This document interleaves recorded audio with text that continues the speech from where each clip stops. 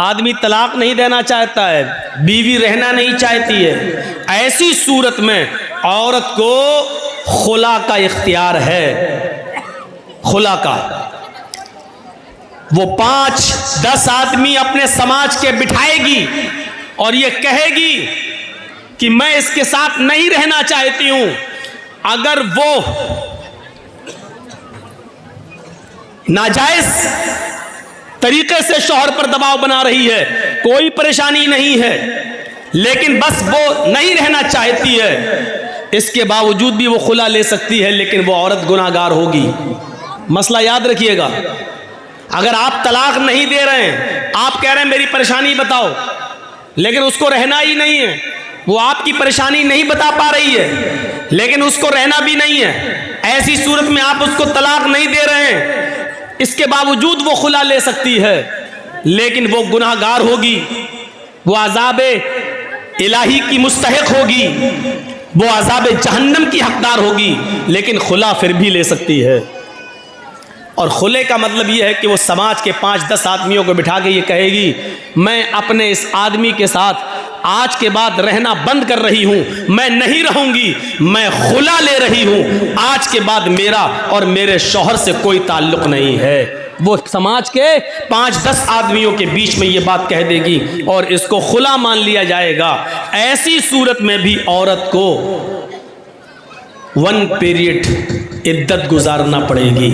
1 period इद्दत का मतलब उसको 1 पीरियड तक, 1 MC तक, जब तक उसको पीरियड शुरू नहीं हो जाता है, और जिसको हम लोग MC बोलते हैं, जो हर औरत को महीने में कुछ दिनों के लिए जो ब्लड आता है उसको, तब भी उसको 1 ब्लड तक यानी 1 पीरियड तक उसको रुकना पड़ेगा। वो दूसरा निकाह नहीं कर सकती है, दूसरे से शादी, क्योंकि अक्सर औरतें खुला जो लेती हैं, हम तलाक नहीं दे रहे हैं और उसको हमारे साथ रहना ही नहीं है, उसका चक्कर दूसरी जगह चल रहा है, वो उसके बिना रह नहीं पाएगी, तो ऐसी औरतें आदमी में बहुत सी बुराइयां निकाल कर किसी तरीके से तलाक देने पर मजबूर करती हैं, लेकिन आदमी तलाक देने के लिए तैयार नहीं होता है, तो वो कहती है हम रहेंगे नहीं, खुला ले लेती है। खुला फिर भी ले सकती है वो औरत, लेकिन गुनाहगार होगी, लेकिन खुला लेते वक्त भी उसको 1 पीरियड का, 1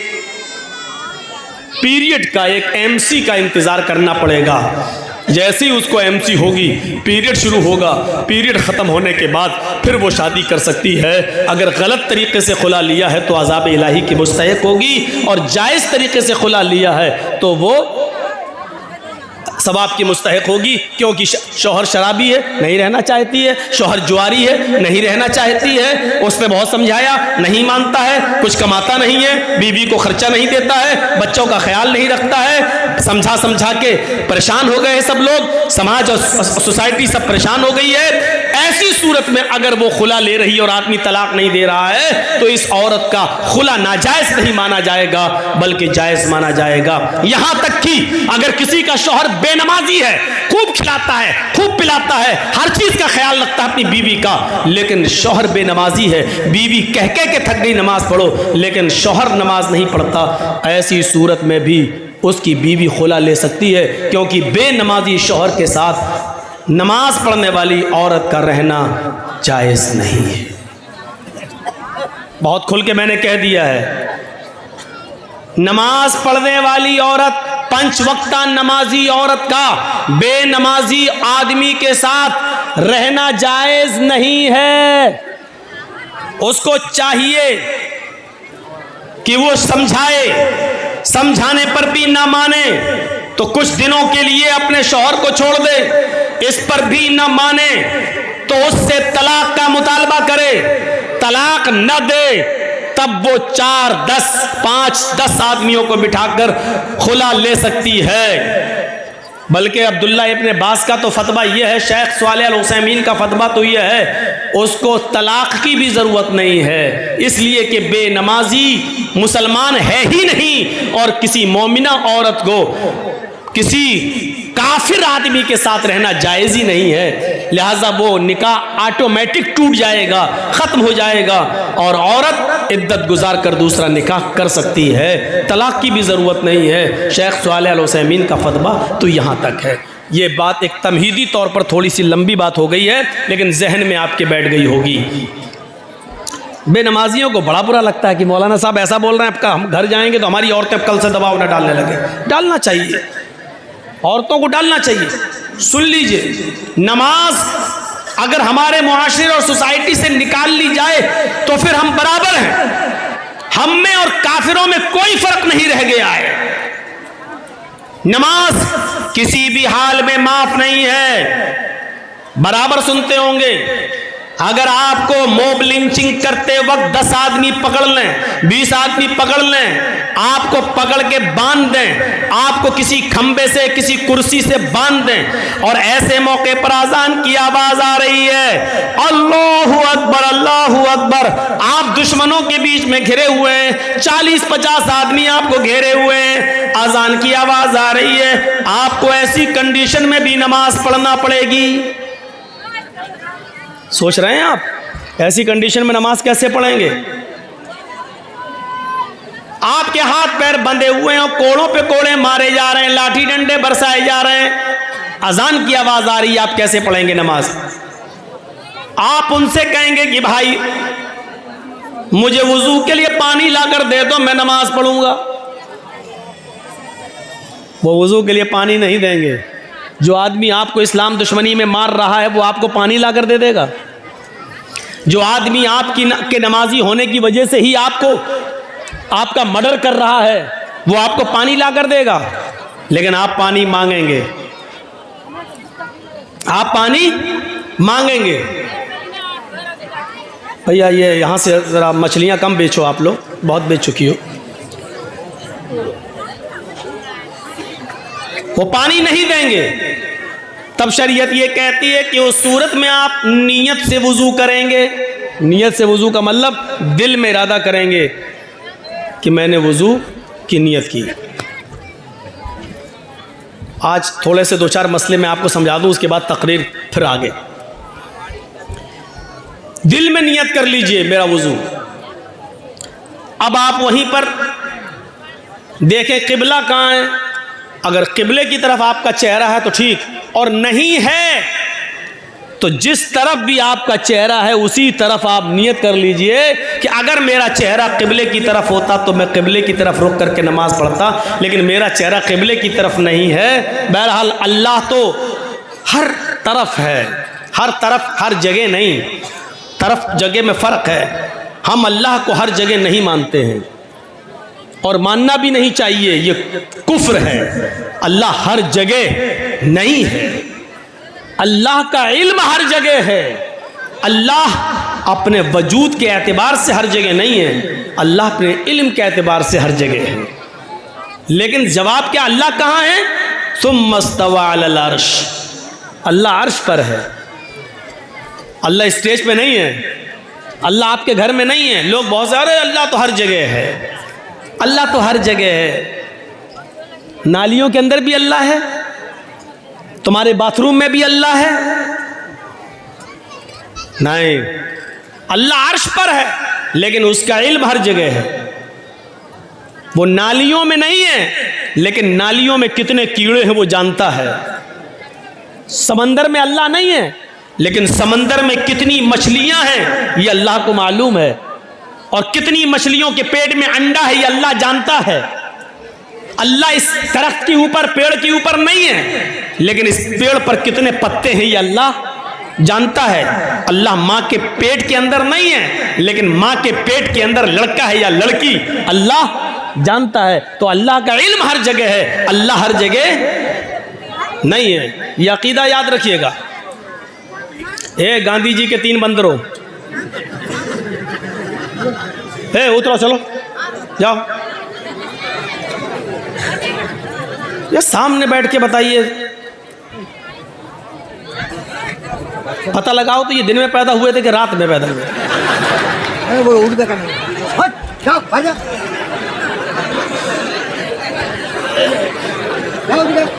इतना बड़ा जलसा और जलसे के सामने बैठकर इतना बड़ा, इतनी शरारत। मेरा तो दिल कहता है कि इनके माँ बाप से पूछो ये रात में पैदा हुए होंगे, मेरा दिल कहता है।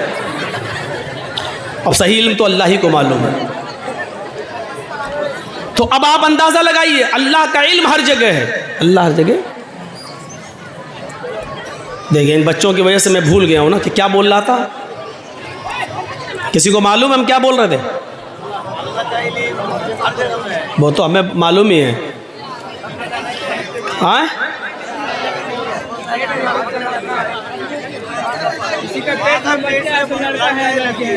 ये तो हम किस कहाँ से हम आगे निकले थे ये बताइए।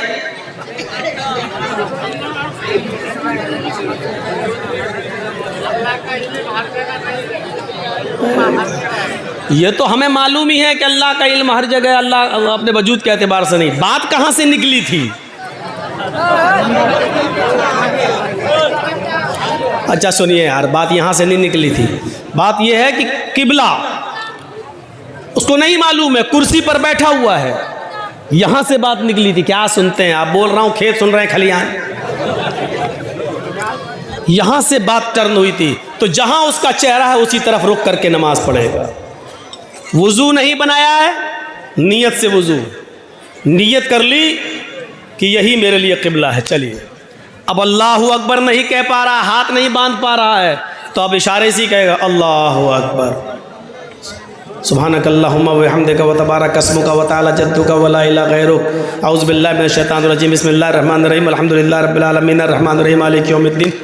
इस वक्त पढ़ेगा, रुकू नहीं कर पाएगा, अल्लाहु अकबर कहेगा, सुभान रब्बिल अज़ीम, सुभान रब्बिल अज़ीम, सुभान रब्बिल अज़ीम, समी अल्लाहु लिमन हमिदा रब्बना व लकल हम्द हम्दन कसीरन तय्यबन मुबारकन फी, अल्लाहु अकबर, सुभान रब्बिल अला। वो नहीं कर पा रहा सजदा, लेकिन मुंह चलाकर पढ़ेगा। लेकिन पढ़ना इस हाल में भी है। अब आप अंदाज़ा लगा सकते हैं, 50 आदमी घेरे हैं, मार रहे हैं, लाठी डंडे, और अजान का वक्त है। आपको नमाज इस वक्त भी पढ़ना पड़ेगी। अब आइडिया लगाइए कि हम कितने % मुसलमान हैं। वुजू नहीं बनाने दिया जा रहा है, लेकिन दिल से नियत कर लीजिए वुजू की, लेकिन नमाज फिर भी पढ़ना है। मार पे मार पड़ रही है, इस मौके पर भी आपको नमाज पढ़ना है।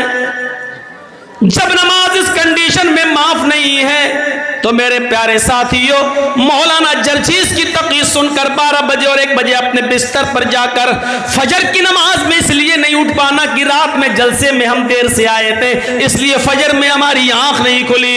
उन लोगों के लिए फजर में सोते रहना कैसे जायज हो जाएगा? मौलवी जर्जीस का जलसा आपके ऊपर फजर की नमाज में सोते रहने की इजाजत आपको कैसे दे सकता है? सोचिए। जिनको होटल खोलना होती है वो फजर की नमाज से पहले होटल खोल लेते हैं, क्योंकि नमाज पढ़ने वाले बहुत से लोग बीड़ी की तरह नशेबाज होते हैं, उनको नमाज पढ़ते ही चाय चाहिए। अगर आपको अपनी जिम्मेदारी का एहसास हो जाए, आपको अपनी जिम्मेदारी का एहसास हो जाए, तो यकीन मानिए कि आप सो नहीं सकते। आप अपने वक्त पर उठेंगे, आप अपने वक्त पर जागेंगे, लेकिन उसी में आपको दिल हमें हर वक्त लगाए रहना पड़ेगा। नमाज का टाइम, हर वक्त नमाज में। जरा गौर कीजिए, एक आदमी भूखा था और उसी से किसी ने सवाल कर लिया कि 2 + 2 कितना होता है, 2 कितना होता है? उसने कह दिया 4 रोटी। यहां तो रोटी के बारे में पूछा नहीं गया, वो 4 माइक भी तो कह सकता था, वो 4 आदमी भी तो कह सकता था, वो 4 पेन, 4 कॉपी, कुछ भी कह सकता था। लेकिन चूंकि वो भूखा था, उसके दिमाग में रोटी और खाना ही उसके दिमाग पे चढ़ा हुआ था। उससे तो सिर्फ ये पूछा गया कि 2 कितना होता है, उसने कह दिया 4 रोटी। क्यों? क्योंकि उसके जहन में खाना चढ़ा हुआ था, उसकी जबान से रोटी निकल गया, 4 रोटी। मेरे भाइयों, ये रोटी का लफ्ज निकलना ये बता रहा है कि आदमी कितना भूखा है। अगर आपके ऊपर नमाज सवार हो जाए, आपके जहनों पर नमाज सवार हो जाए और आप उठे बैठे लेटे सोए जागे खाए पिए, वक्त दुकान जाएं, कारोबार करें, फैक्ट्री जाएं, ऑफिस जाएं, दुकान जाएं, लेकिन नमाज आपके जहन पर चढ़ी रहे तो यकीन जानिए आपको हर वक्त नमाज का ख्याल लगा रहेगा। रात में कई कई मर्तबा आप उठेंगे तो अपनी घड़ी देखेंगे, मोबाइल में टाइम देखेंगे कि फजर का वक्त हुआ या नहीं हुआ है। आप अगर अपनी जिम्मेदारी संभालेंगे और समझेंगे तो। एक फकीर ने देखा कि हमारे मुल्क का बादशाह हुकूमत भी बड़ी अच्छी चलाता है और इसके बावजूद उसकी एक भी नमाज तर्क नहीं होती है और वो दीनी काम भी बहुत अच्छा करता है। उस बादशाह को फकीर उस बादशाह के पास गया और कहने लगा, बादशाह सलामत, आपकी अदालत में, आपके दरबार में शेर और बकरी एक ही जगह पानी कैसे पी लेती है, जबकि शेर बकरी को देखकर उस पर झपटता है। यानी बकरी रहेगी जहां शेर रहेगा वहां बकरी नहीं रह सकती है। लेकिन हम देखते हैं बादशाह ने कहा कि हम कुछ समझे नहीं तुम्हारी बात। आए फकीर, मुझे समझाओ क्या बात है। फकीर ने बताया कि बादशाहों को नमाज और रोजे की फुर्सत कहाँ है, वो तो लोगों की शिकायतें और फरियादें सुनते हैं, वो तो बिजी रहते हैं, उनको इतना टाइम कहाँ रहता है कि वो नमाज पढ़ सकें, रोजा रख सकें। लेकिन आप वक्त पर नमाज भी पढ़ लेते हैं, लोगों की शिकायत भी सुनते हैं, हुकूमत भी और हुक्मरानी भी अच्छी तरीके से चलाते हो, कर लेते हैं। अच्छा, ये देखना चाहते हो मैं ये कैसे कर लेता हूँ? कहा कि सुनो, इस फकीर के हाथ में पानी का एक प्याला पकड़ाओ। तो पानी का प्याला पकड़ा दिया। फकीर ने पानी का प्याला पकड़ लिया। कहा, जाओ मेरे इस पानी का प्याला लेकर मेरे शहर का एक चक्कर लगा कर आओ। उसने कहा, इसमें कौन सी बड़ी बात है, मैं कटोरा लेके वैसे भी भीख मांगता फिरता हूं, चक्कर लगा लेता हूं पानी का प्याला लेकर। उसने कहा, ऐसे नहीं। अपने 2 जल्लादों से कहा कि तलवार मियान से निकालो। जल्लादों ने मियान से तलवार निकाली, एक को इस फकीर के दाएं खड़ा कर दिया और एक जल्लाद को बाएं खड़ा कर दिया और कहा, अब जाओ इस पानी का प्याला लेकर मेरे पूरी बस्ती का, मेरे पूरे शहर का दौरा करो। और जल्लादों से कह दिया, अगर इस पानी के प्याले में से एक भी पानी की बूंद अगर छटक कर जमीन पर गिर जाए तो इस फकीर का सर काट कर जरा मेरे पास ले आना, फिर मुझे जरूरत नहीं इस फकीर की, इसका सर तन से जुदा कर देना। फकीर की तो हवा टाइट हो गई। फिर पानी का प्याला लिया और चल रहा है और ऐसे चल रहा है और एक बूंद भी छलकने नहीं दे रहा है। जब वो पूरा शहर घूम कर आया तो अल्लाह की कसम पसीना पसीना था उसका, अंदर की गंजी तक पसीने में भीग चुकी थी। बादशाह ने कहा, इधर आओ फकीर, इधर आओ बाबा। फकीर ने कहा, जी बताओ तुम्हें मेरे शहर की रौनक कैसे लगी, मेरी बस्ती तुम्हें कैसी नजर आई, मेरा ये शहर तुम्हें कैसा लगा। फकीर ने कहा, तेरा सत्यानाश हो, तेरे इन दोनों जल्लादों की तलवार ने बस्ती देखने की मोहलत ही हमें कहां दी,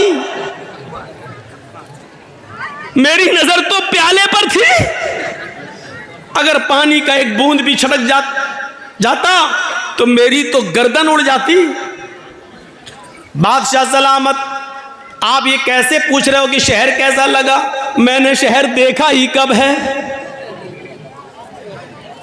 बादशाह ने जवाब दिया, तुम मुझसे पूछते हो कि हुक्मरानी कैसे कर लेते हो और नमाज कैसे पढ़ लेते हो, जिस तरह मेरे 2 जल्लादों की तलवार ने तुम्हें शहर की रौनक को देखने से गाफिल कर दिया, ऐसी कुरान करीम के अंदर आयात जहन्नम को पढ़ पढ़ कर और सुन सुनकर मैं भी दुनिया व माफिया से गाफिल हो गया।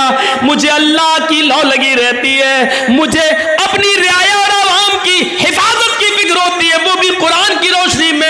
और जैसी अजान का वक्त होता है मैं नमाज के लिए चला जाता हूँ। अल्लाह के अजाब की वजह से मुझे इस बात का एहसास सिखा रहा कि मैं हुक्मरां हूं, मैं हाकिम हूं, मैं बादशाह हूं। सुनो, जब अल्लाह का डर पैदा हो जाए तो फिर आदमी सब कुछ कर लेता है। जैसे जल्लादों के डर ने तुम्हें शहर नहीं देखने दिया है, तुम्हारी हालत भी कपकपाने लगी है, थर्राने लगी है, ऐसे अल्लाह के अजाब के डर से मैं भी कपकपाता हूं, मैं भी थर्राता हूं। इसलिए मैं अल्लाह की मखलूक के दरमियान बेइंसाफी नहीं होने देता हूं और वक्त पर नमाज की पाबंदी करता हूं, अल्लाह के हुकूक भी अदा करता हूं और रियाया के हुकूक भी अदा करता हूं। जब हमें एहसास हो जाए कि एक दिन हमें कब्र में जाना है तो कोई आदमी, मेरे भाइयों, नमाज छोड़ सकता है? अगर ये सब जानते हैं कि कब्र में जाना है, लेकिन एहसास हो जाए कि कब्र की तारीकी क्या है, कब्र के अंदर खुदा हुआ गड्ढा, उसमें रखी हुई लाश, उसके ऊपर रखे हुए लकड़ी के तख्ते और फिर ऊपर से मिट्टी। मेरे भाइयों, इतनी तारीक रात, सूरज की रोशनी का अंधेरा, लकड़ी के तख्तों का अंधेरा, कब्र की मिट्टी का अंधेरा, इस अंधेरे में हमें और आपको सबको जाना है। बहुत आसान है कह देना मरेंगे तब देखा जाएगा, बहुत आसान है ये कह देना कि मरेंगे तब देखा जाएगा। कहते हैं कब्र का हाल मुर्दे से पूछो। मेरे भाइयों, ये एहसास हो जाए कि एक दिन हमें अल्लाह के दरबार में जवाब देना है। जन्नत भी है, जहन्नम भी, हमें जहन्नम से अपने आप को बचाना है। अगर ये एहसास हो जाए कि अजाब जहन्नम बड़ा सख्त है तो कोई आदमी फिर उस अजाब से बचने की फिक्र क्यों नहीं करेगा? हमें एहसास नहीं है उस बादशाह ने कितनी अच्छी तरीके से समझा दिया है। मेरे भाइयों, इतनी सब चीजें मानने के बाद, इतनी सब चीजें जानने के बाद, अब आइए मैं अब शुरू वाली अपनी बात पर आता हूं कि उस औरत ने, जो आदमी इतना सब कुछ कर ले तो फिर हराम बच्चा पैदा होगा? नहीं हो सकता। कितना ख्याल रखा गया है। लेकिन वो औरत थी और सहाबिया थी और आकर कहती है कि अल्लाह के नबी, मेरे पेट में हमल है, बच्चा है, अरे अल्लाह के रसूल सल्लल्लाहु अलैहि वसल्लम मुझे सजा दे दीजिए क्योंकि मुझसे जिना का सुदूर हुआ है। आपने कहा ले जाओ, पत्थरों से मार मार कर खत्म कर दो। लेकिन कहने लगी मेरे पेट में बच्चा है। तो कहा कि जाओ, जब बच्चा पैदा हो जाए तब आना।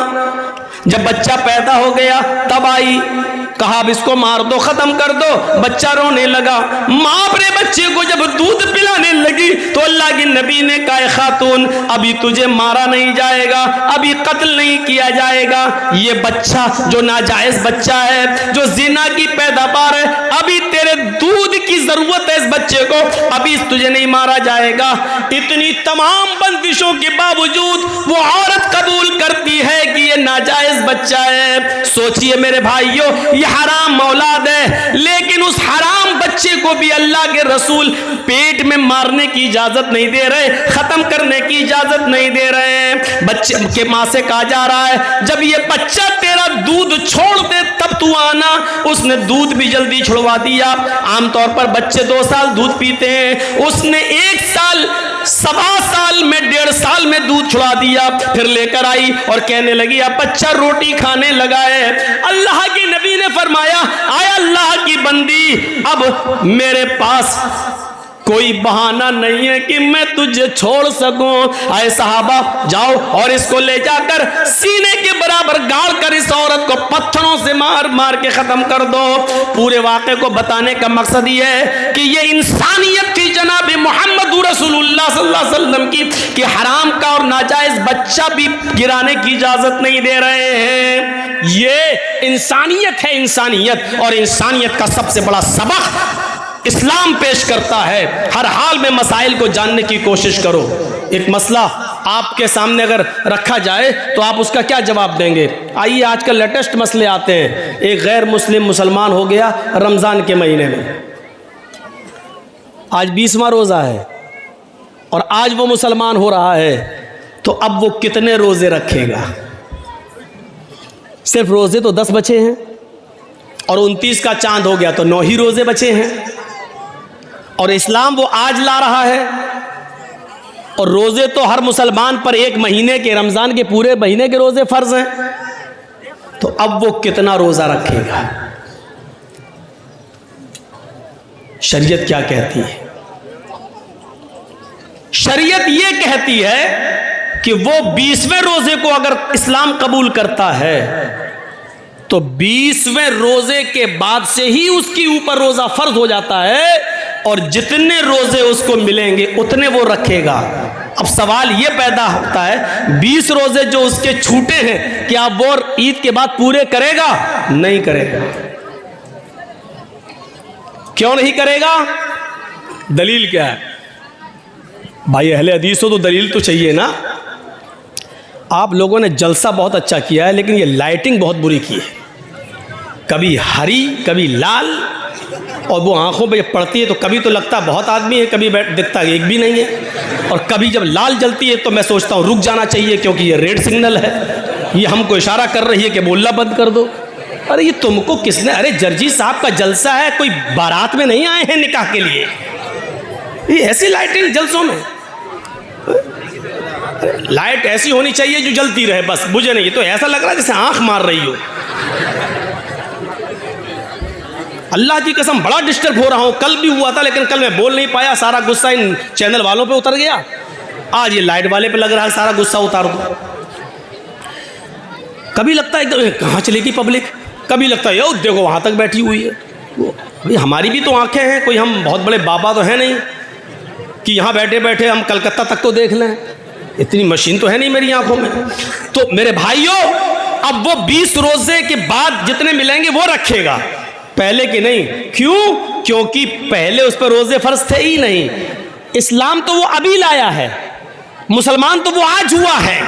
आज से पहले उस पर रोजे फर्ज थे ही नहीं, फर्ज आज हुए हैं, तो जितने मिलेंगे उतने रोजे रखेगा। एक और मसला याद रखिएगा, एक गैर मुस्लिम अभी मुसलमान हुआ है 20वें रोजे को, और टाइम है 5 बजे का, शाम को 5 बज रहा है, और अभी इस्लाम लाया, अशहदु अल्ला इलाहा इल्लल्लाह व अन्ना मुहम्मदर रसूलुल्लाह, इस्लाम ले आया, कलमा पढ़ लिया।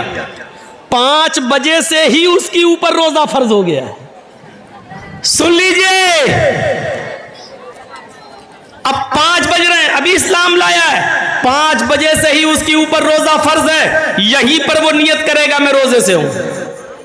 अब यहां से रोजा है वो, और आपके यहां रोजा इफ्तार हो रहा है मान लीजिए 6 बजे, तो बस 1 ही घंटे के बाद वो रोजा इफ्तार करेगा और उसका ये एक रोजा माना जाएगा। 5 बजे अगर इस्लाम लाया है तो 5 बजे से ही उसके ऊपर रोजा फर्ज हो गया है, और जब इफ्तार का वक्त होता तब वो इफ्तार कर लेगा, उसका ये एक रोजा माना जाएगा। अब सवाल ये होता है कि वो 5 बजे तक तो खूब खाता पीता रहा, तो खूब खाता पीता रहा, उस वक्त वो काफिर था, उसके ऊपर खाना पीना जायज था। 5 बजे से पहले वो मुसलमान था ही नहीं, इसलिए रोजा नहीं था। 5 बजे इस्लाम लाता है, 5 बजे मुसलमान होता है, इसलिए रोजे के अहकाम 5 बजे से ही उसके ऊपर लागू होंगे। 5 बजे से पहले उसको जो खिलाया पिलाया गया ये अल्लाह की रहमत और मेहरबानी में शामिल कर लिया जाएगा। मेरे प्यारे साथियों, इन मसाइल को जानने की जरूरत है। ये तो बहुत हो चुका है मौलाना साहब, नमाज के बाद दुआ मांगनी चाहिए कि नहीं, ये पक चुका हूं सुन सुनकर, हम भी पक चुके हैं बता बता कर। चले जाइए मौजमपुर के साइड में, अभी तक नहीं माना जा रहा है। धड़ल्ले से मस्जिद में नमाज पढ़ी जा रही है। 20 साल पहले मैंने कहा था जिस मस्जिद के अंदर कब्र होगी उस मस्जिद के अंदर नमाज नहीं होगी, नहीं माना जाता। दलील क्या दी जाती है? मदीने में अल्लाह के रसूल की भी तो कब्र है, उसको भी तो दीवारों से घेर दिया गया है। अल्लाह के रसूल की कब्र को आम लोगों की कब्र के बराबर खड़ा नहीं किया जा सकता है, क्योंकि नबियों के बारे में नबी का फरमान यह है कि पैगंबरों की और नबियों के जिस्मों को कब्र की मिट्टी नहीं खाती। लेकिन हमारे और आपके जिस्मों के बारे में नहीं है कि कब्र की मिट्टी नहीं खाती। नबियों के बारे में अल्लाह के रसूल का यह फरमान है कि नबियों को वहीं दफन किया जाता है जहां उनका इंतकाल होता है, जहां उनकी रूह निकलती है वहीं पर उनको दफन किया जाता है। नबियों के लिए मसाइल अलग हैं और अवाम के लिए मसाइल अलग हैं, लिहाजा नबी की कब्र को हम आज की कब्र पर महमूल नहीं कर सकते हैं। अल्लाह के रसूल का ही यह फरमान है कि नबियों को वहीं दफन किया जाता है जहां उनकी रूह निकले, यानी मुझे भी वहीं दफन करना जहां मेरा इंतकाल हो। नबी अकरम ने यह फरमा कर साफ कर दिया कि मेरी कब्र वहीं होगी जहां मेरा इंतकाल होगा। नबियों की कब्र को खोद कर नहीं निकाला जा सकता है, लेकिन किसी इंसान को गाड़ दिया जाए, किसी इंसान को दफन कर दिया जाए और पता चले कि यहां तो मस्जिद थी, मस्जिद में एक आदमी को दफन कर दिया गया, अगर 10 साल बाद 20 साल बाद भी पता चले तो फिर उस कब्र को खोदा जाएगा, अगर उसमें से कुछ हड्डियां मिलती हैं तो उनको निकाला जाएगा और उनको मुसलमानों के कब्रिस्तान में मुंतकिल कर दिया जाएगा और कब्र को जमीन के लेवल पर करके उस पर नमाज पढ़ी जाएगी। अगर 10, 15, 20 साल के बाद अगर उसमें हड्डियां भी ना मिले, जब कब्र को खोदा जाए तो उसमें हड्डियां भी ना मिले, क्योंकि जिस्म इंसान का मिट्टी से बना हुआ और जिस्म को मिट्टी बन जाना है। अब अगर हड्डियां नहीं मिलती हैं तो उस कब्र से 1-2 तसला, 1-2 बड़ा बर्तन भरकर मिट्टी निकाली जाएगी और उसको मुसलमानों के कब्रिस्तान में मुंतकिल कर दी जाएगी और इस कब्र को जमीन के बराबर करके उस पर नमाज पढ़ी जाएगी। लेकिन मसला है वो अपनी जगह पर कायम रहेगा।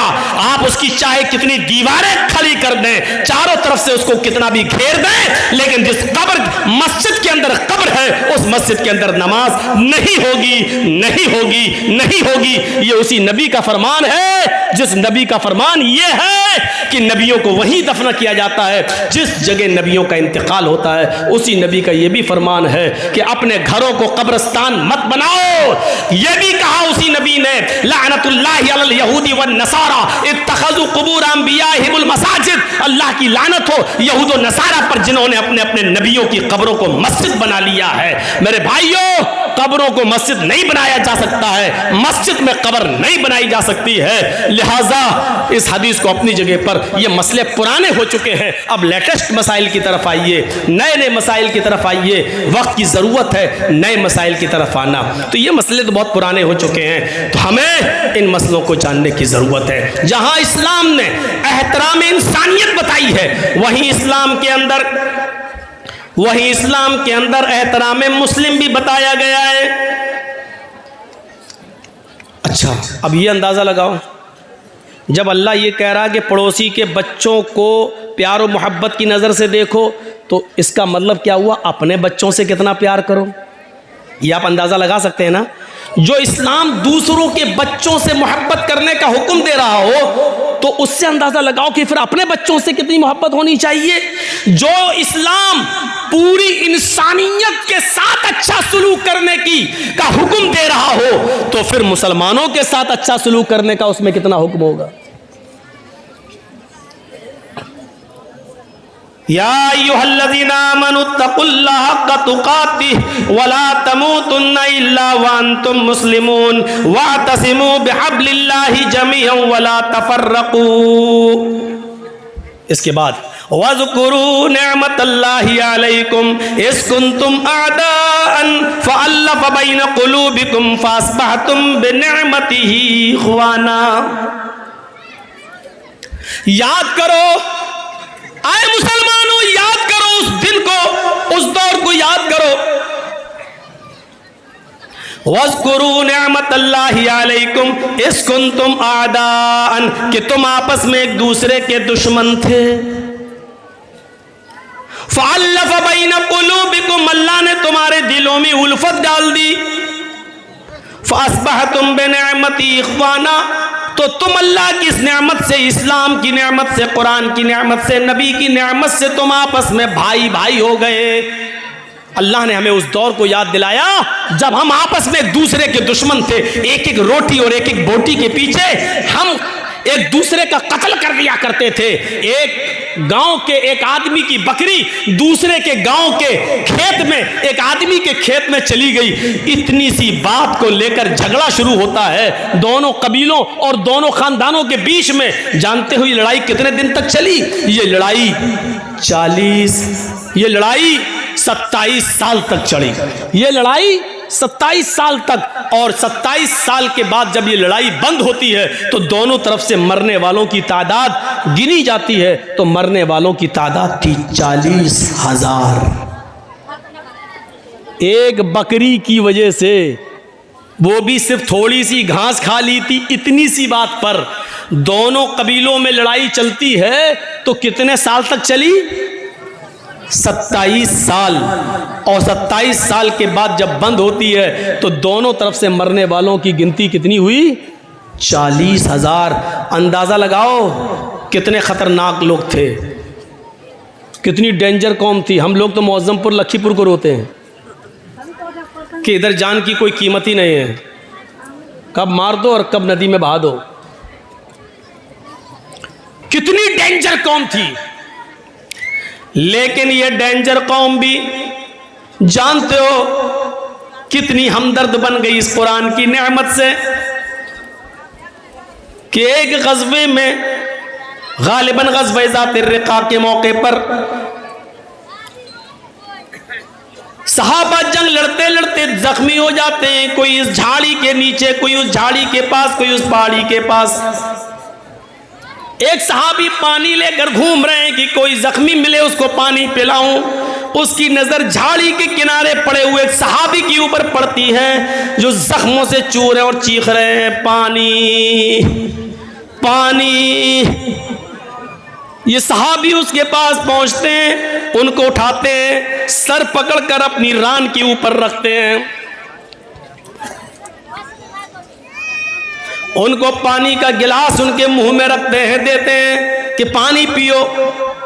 जैसी पानी का गिलास उनके होठों तक जाता है, अभी वो पीते नहीं कि दूसरी झाड़ी से आवाज आती है, पानी, काश मुझे भी पानी मिल जाए, या थोड़ा सा पानी तुम मेरे लिए भी छोड़ देना। ये खुद प्यासा था, इसने पानी नहीं पिया, छोड़ दिया और कहा मेरा भाई मुझसे भी ज्यादा प्यासा है, मुझसे भी ज्यादा पानी का मुतलाशी है, लिहाजा जाओ पहले तुम उसको पानी पिला दो।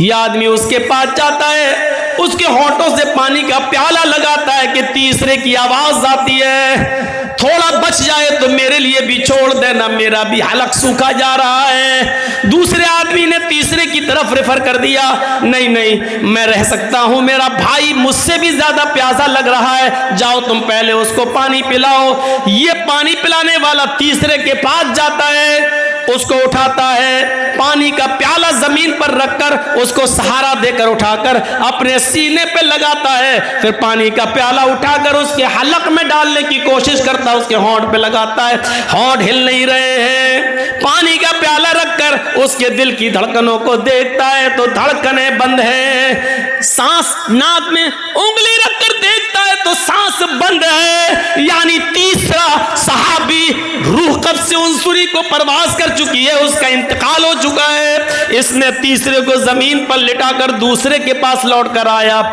चलो ये तीन ही थे, अब दूसरे को ही पिला दे। जब दूसरे के पास जाता है तो क्या देखता है, वो भी मुस्कुराते हुए चेहरे के साथ लेटा हुआ है और उसकी भी सांसें बंद हो चुकी हैं। वो जल्दी से भागा कि पहले के पास चलूं, क्या देखता है कि पहला भी जहां जाफरी के सुपुर्द कर चुका है, पहला भी अल्लाह को प्यारा हो चुका है, इस सहाबी की भी जान जा चुकी है। जो कौम 27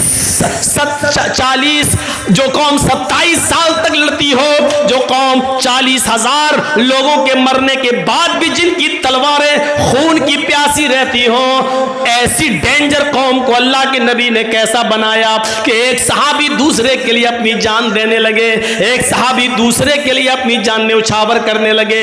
एक सहाबी ने इसलिए पानी नहीं पिया कि मेरा भाई मुझसे ज्यादा प्यासा है, और दूसरे ने इसलिए नहीं पिया कि तीसरा मुझसे भी ज्यादा प्यासा है। जरा आप अंदाजा लगा सकते हैं ये कौन सा जज्बा था, एक आदमी दूसरे के लिए अपनी जान दे रहा है। इसी को कुरान कहता है, वज़कुरू निअमतल्लाहि अलैकुम इज़ कुंतुम आदान फअल्लफ़ बैन कुलूबिकुम फअस्बहतुम बिनिअमती इख़वाना।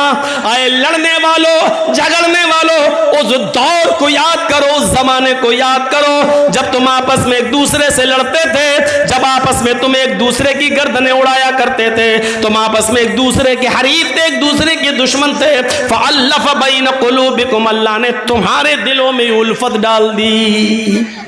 ये होता है मुसलमान, एक मुसलमान दूसरे मुसलमान के लिए। अपने लिए तो सभी जीते हैं, दूसरों के लिए जीना असल जीना।